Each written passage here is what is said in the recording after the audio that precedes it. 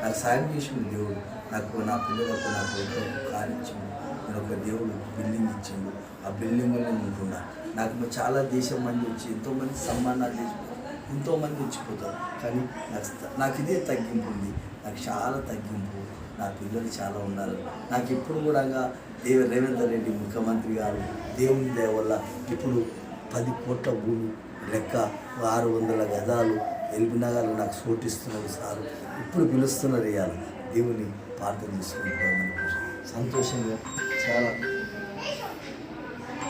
చాలా చక్కటి దీవెన ఉంది. ఆ దీవెన పోటీ మీరు కూడా అందరూ అట్లా ఉండాలని నేను కూడా కోరుకుంటున్నా. ఈ ప్రార్థన మంచిగా చేసుకోవాలి. దేవుడు మనకు సంతోషిస్తాడు. దేవుని మనం సత్తపెడితే మనకు దేవుడు సంతోషిస్తాడు. సంతోషంగా జీవించాలి. ఒకరిని మనకు ఆకలి కొనలేదు, ఒకరిని మనం సాయం చేయాలి. మనకు సాయం దేవుడు చేస్తాడు.